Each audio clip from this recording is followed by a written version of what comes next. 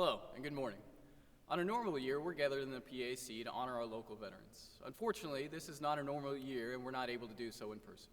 So we want to take the next 20 minutes or so to show you some interesting facts about the day and to do our best to honor our local veterans. Here's a quick video put together by the History Channel about today. You probably know that every year on November 11th, Americans celebrate Veterans Day to honor the millions of men and women who have served or are serving in the nation's armed forces. But bet you didn't know the whole story behind the holiday. For starters, it wasn't originally called Veterans Day, but Armistice Day, to commemorate the truce signed between the Allies and Germany in World War I on the 11th hour of the 11th day of the 11th month of 1918. The first Armistice Day in the U.S. was celebrated on November 11th, 1919. All business was suspended for 2 minutes starting at 11 a.m., and parades and public gatherings were held to commemorate the occasion.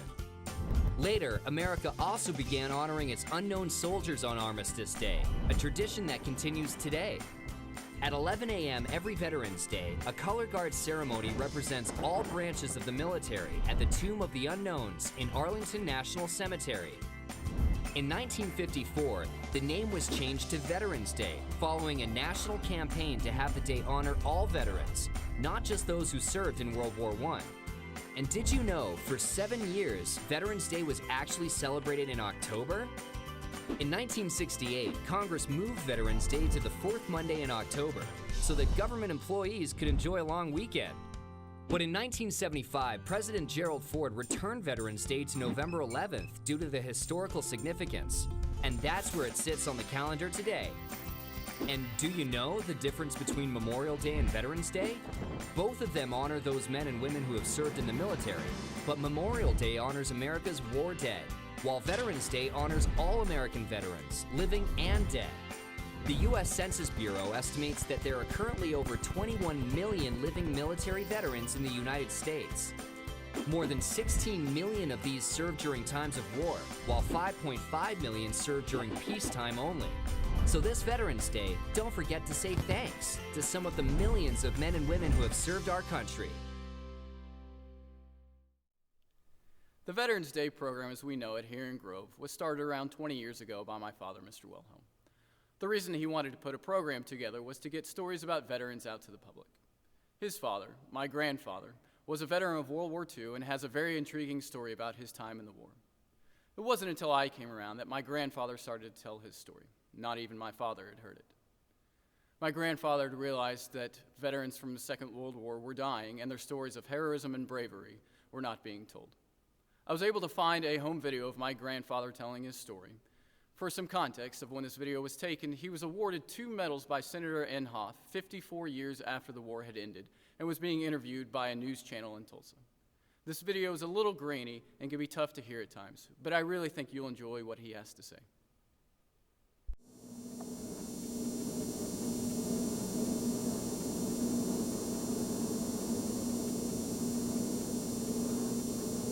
Heroic act in the fact that you were a prisoner of war, and it's a fascinating story that should be required reading for all students.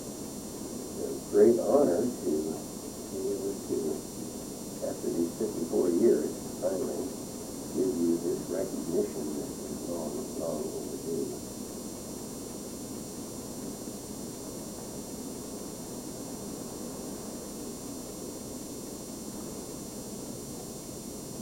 Thank you, Father. Congratulations. Thank you, sir. I was in the 8th Air Force in World War II, 92nd Bomb Group, 407 Slug. And I was shot down January 30th, 1944. It's been, from the next January, about, 54 years, 55 years, something like that. And, of course, the mission we were shot down on, this was January the 30th, 1944, at the Seven of Over. And our target for the day, for that particular day, was Brunswick, Germany. And the weather was just about like this. It was closed in. We thought it might be scrub, but we got above the cloud, 21,000 feet, headed for Brunswick, Germany. We had a full bomb load, and we had quite a bit of flash and quite a bit of air attack, fighter attack, and of course machine guns going off. That's what a flying force it was. And these machine guns at every position. And there were 10 crew members on the B-17 bomber at that time. And we had just dropped our bombs at Brunswick.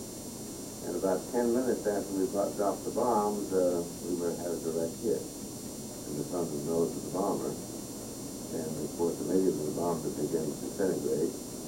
And it began several explosions. And, it's chaos. If we hadn't been well trained, none of us would have survived. 2 of us survived. 8 of the crew members are still MIAs, and their bodies are scattered all over the countryside. And as far as I know, they were never recovered, and are soon to be dead. And the 2 survivors, myself, was the waist gunner, and the ball turret operator. Now, he got out of the ball turret, it was amazing, but he did. And when I went out to flash the airplane, all that was left was the tail section. On the wings had been blown off. They had about 4 explosions. And the only thing that was left was on B-17 was behind the ball turret gun, the ball turret itself, and the tail section. And didn't take long. Well, we didn't wear parachutes. We just hung them up on a little test pipe. There was a test pipe, there was a little emergency piece they call it today. Very small. And we didn't wear them. And the last explosion threw me back into the tail section. Big tail wheel, hydraulic tail wheel, that was parachute. I put the parachute on and hated to put it on upside down. I sailed out that door and I got caught up in all the cables. And I just hung with my feet and the cables, control cables of the 17 bomber. And finally kicked myself loose, and but I thought I'd lost a leg after everything came off my left leg. My flying boots, shoes, socks, whatever. And I couldn't see the ground, it was all mechanical. Tumbling through space and trying to find that ripcord, and I had it on the side down. And finally I looked down there and poked the hard with the left hand. I pulled the pin loose from the cable. So I had to manually open up the little flap, pull that thing out, the pilot chute come out. And about that time here, I was coming down, and there was a high line that said, "Don't mess with the ground line." We had good training on parachuting. We jumped off the table about 30 inches high to train. Because that was, that's psychological. You're not going to be shot down, so you don't have to be shoot.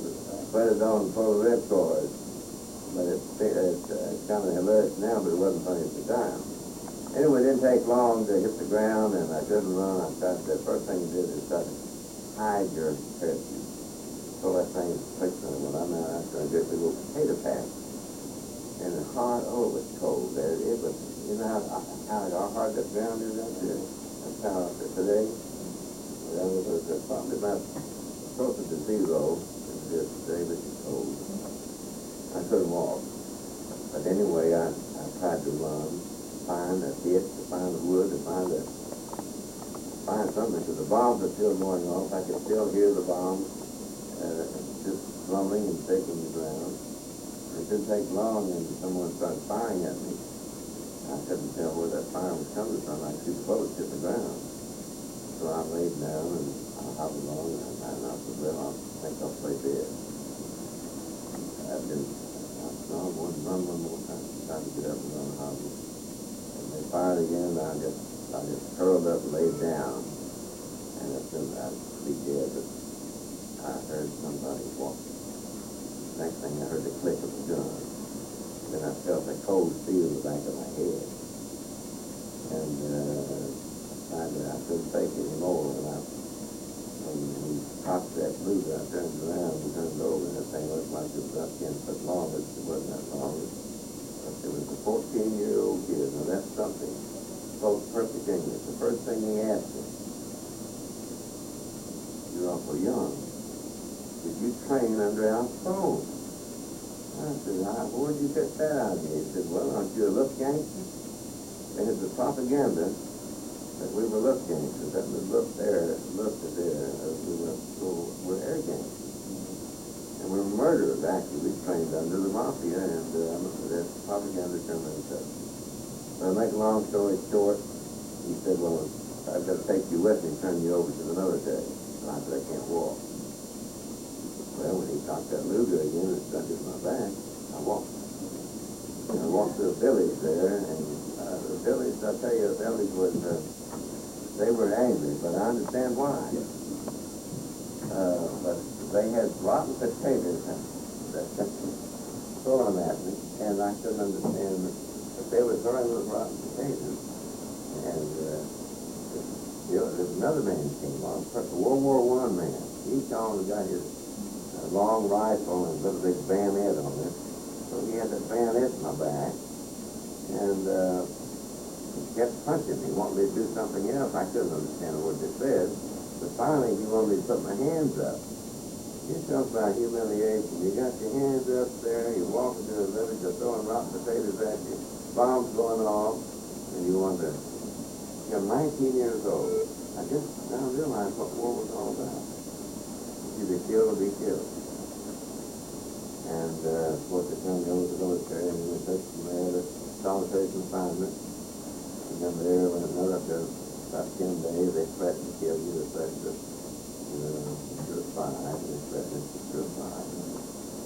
And then 8 or 10 days in solitary confinement for interrogation. And then from there, on to another prison camp. I lived free near Saigon, Germany. And from there, we stayed there for, I don't know if you remember the show, The Great Escape, where Steve McQueen played. I was there. It was the North Camp at Stalag Luft 3 in Saigon, Germany, where this took place. And they actually did kill those people. They killed all of them at the Great Escape. They brought the ashes back, set them out to remind us not building more tunnels. So that didn't stop us. We kept building tunnels. But from that point, the war got worse, and the Russians began to try to get us closer. And then the first thing you know, they moved us out 1 year, almost 1 year to the day. January 27, 1945, at midnight, Raus. I learned a few German words. That's go, get out of here. Then Mach Schnell, it makes fast. And we began to make fast, and we had 2 foot of snow, and it was about 20 below zero. 10,000 of us hit the road, hit the road that night, not knowing where we were going. So in and up, we marched all over Germany from there to Strasbourg, Fremberg, Nuremberg. While we were at Nuremberg, we got bombed by our own aircraft at daytime. We got bombed by the Royal Air Force at night. Things happen that you wonder how you ever lived through these things. Hey, you really tested us good. And then we put that's not all we got. We were on the 4th March at Nuremberg, then we went to Munich. We were on, put us on a 48 boxcar, 60 of us on each one of these things. And we made them set marching on Munich and then about air raid pass. We thought that was that night. Next day, and here's something that's funny I want to tell you about. Or just forget it. They put us on this train. We're on this train. They tore this whole thing. And there's, I don't know how many boxcars, but they had it all locked in, the door shut. And all of a sudden, the train stopped. The guards opened the doors, and they jumped and started running. And then we heard, we saw B-17, B-24s way up there. And we heard the thrill, we knew what it was. It was a diving B-51. 4 of them, we knew that they were there in the area, we couldn't see them. Then here they come, down in the valley, right before that steam engine. And boy, they put holes in that. Before that, though, the engineers knew what was happening. They jumped out of the engine and ran down the track. Was from as fast as they could go. And they got hold of the P-51, got hold all in that. Steam was flying away. And about an hour and a half later, found the P-51 thought that we were fueled up in a plane. They peeled off. So about an hour and a half later, here's some of these engineers riding bicycles coming back to the train, and they had wood plugs already made. And they got these wood plugs and a hammer and started plugging up that board. They plugged that thing up, and they also built up a head of steam and took off again. Lost one Australian man, lost his arm during that race. But anyway, we ended up from Munich to Lewisburg and stayed there, and finally General Patton came through there. First time I saw that man, he had his pearl handle, standing up in the Jeep. He wasn't 20 minutes behind his tank. So the tank came through that prison camp, knocked down the guards, towers, and they set up a field kitchen and set up made bread, tastes like English food cake. I said, boy, that was good. Anyway, that's the first time I saw grown men lying on the ground, kissing and crying. Couldn't see the tank. We could see the prisoners of war. And there was all kinds, and there must be 10 or 20,000 in Lewisburg. And didn't take long from that point on that we were on our way home. It blows my mind that he was only 20 years old when he went through that. Some of you are just a couple years younger than 20. There are thousands of stories from veterans out there that we've never heard. We're happy to honor some of our local heroes that served our great country.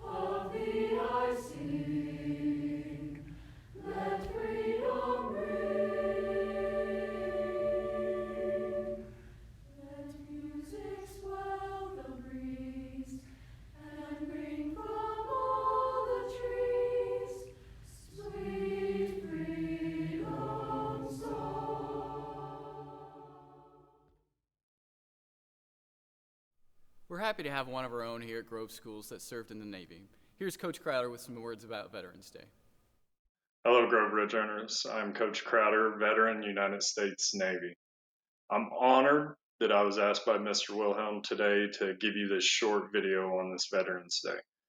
First of all, I'd like to thank all the past, present, and future veterans that have served or will be serving this great country. I'm going to start out by a quote from John Stuart Mill's excerpt, Why We Are Here. Why we are here. Because war is an ugly thing, but not the ugliest of things. The degraded state of morale and patriotic feelings dictates that nothing is worth war is far worse.